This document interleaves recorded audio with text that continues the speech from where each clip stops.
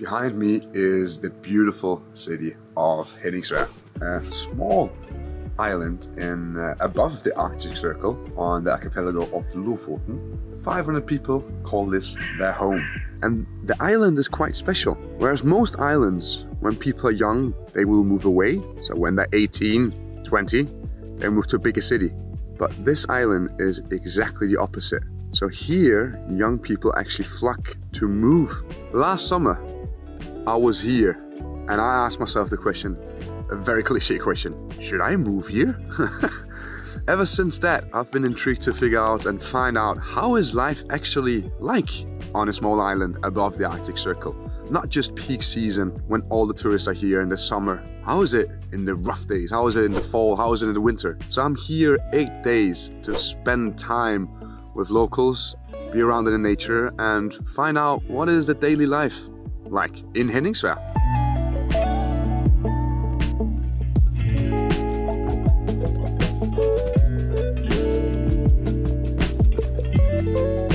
It's a very special little town because I come from a town same size as this.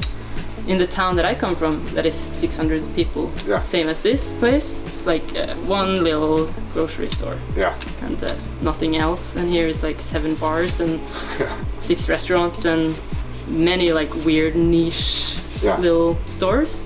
You kind of get the feeling of living in a city with all the culture exchange and the amount of people you meet, but also the feeling of if you go to the store you will meet someone you know, and everyone kind of knows who you are, but it's also a lot of people. It's very different. It is special. So Liv, who I just talked to, moved to Henningsvær, was tired of the stressful hamster wheel, wanted to find a bit more peace, wanted to be more in tune with the nature. Also has started her own little clothing brand, which focuses on recycled materials. Now though, I'm going to visit Martin, who is one of the owners of Trævarefabrikken. It's a hotel, a restaurant, a bar, also a festival, but most importantly, it is a big culture institution of Henningsvær. And you moved from Bergen to Henningsvær. How did it start? When was the first time you were here and you're actually thinking the classic question, could I live here? I think when we bought the factory, it was more oh, this could be a fun project, and we like the nature, we like the people, we like the village of Henningsvær. And then when we realized that okay, this will not be a part-time project, then we slowly started to think okay, life has to take a turn.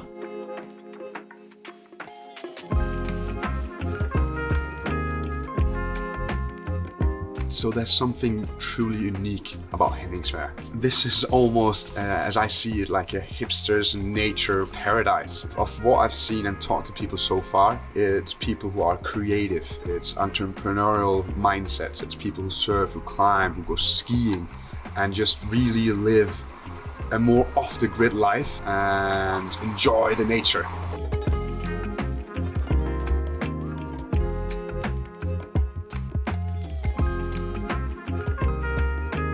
Normally you would think an island, it exists of a lot of old people, not very young people moving here. But it's almost like when walking around that there's more young people than old people.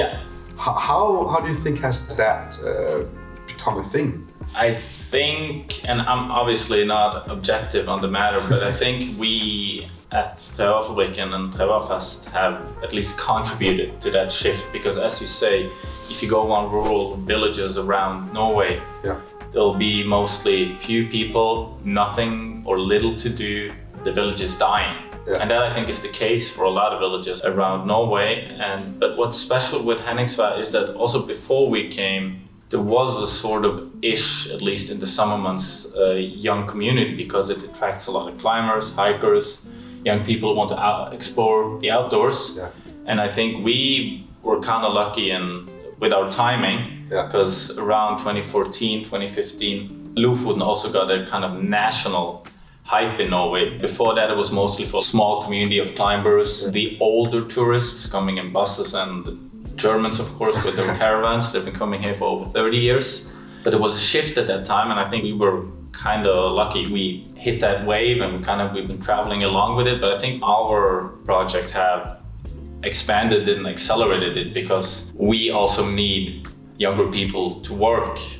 Since we are in the hospitality business, and since we've also established a cultural scene, and I think that establishing of a cultural scene, being more than just a hotel or a bar or a cafe, but being a community center has been vital to also attract young people that want to explore different kind of life, because that's what it became for us. We are living a different life.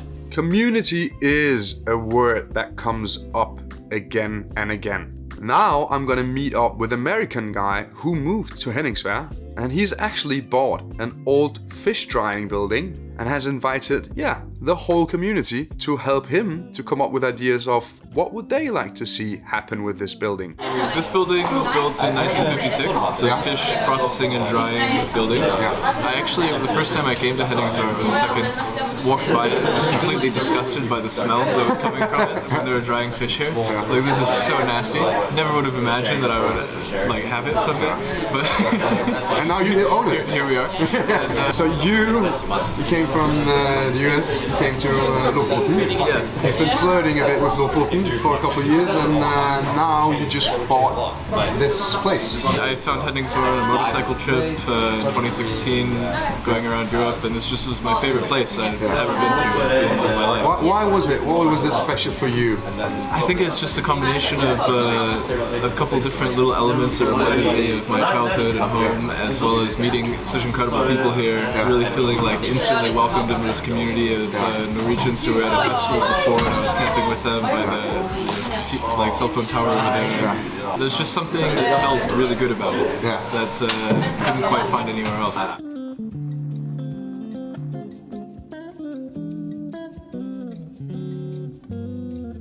I haven't lived anywhere else in Norway, and I've only been here full time for like a month now, but there's something really, really special about how open people are here. It's very like cosmopolitan in a way. Like there's people, it's maybe like within the Scandinavian sense. Like there's a lot of people that live here from all the Scandinavian cities, and people that have traveled a lot, has been around the world, and exposed to a lot of culture, yet choose to live in this small village. And I guess that's why you're so interested in asking people why that is. Did you make those last night? Yeah, after I made them while drunk actually. That's so. I was thinking like that's such a good idea. Like after the party, I came home and I was like, oh, candle holders. It's like in my pirate costume. Really? Yeah.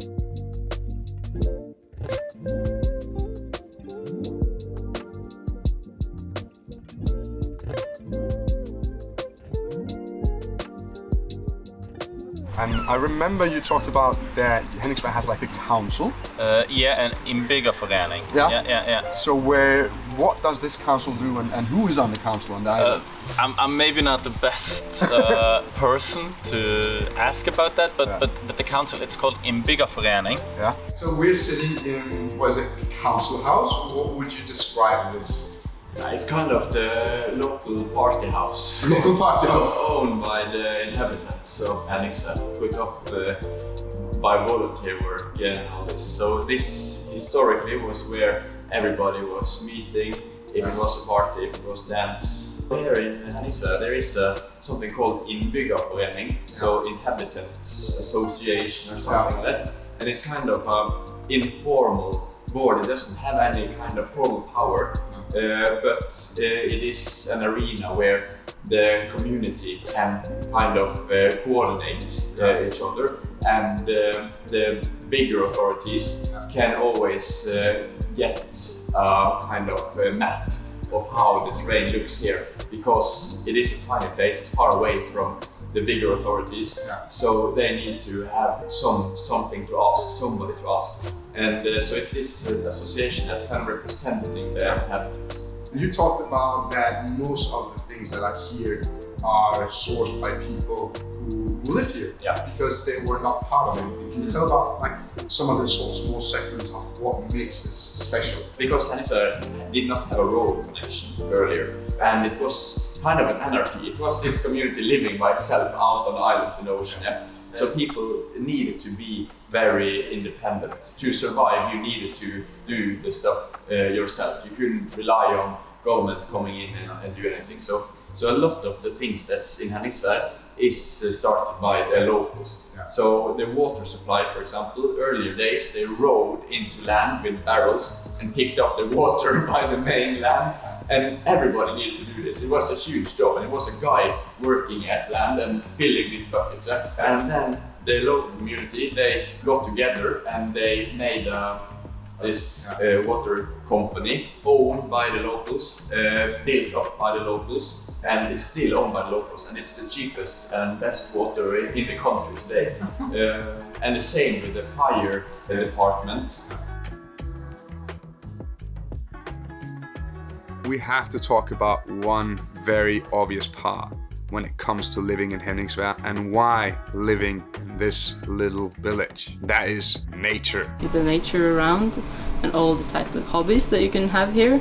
Climbing, surfing, diving, scuba diving, I guess. Yeah. And hiking in the mountains. Skiing, downhill is collecting a lot of the these kind of people that appreciate the outdoors and stuff like that. Yeah. And a lot of people come here.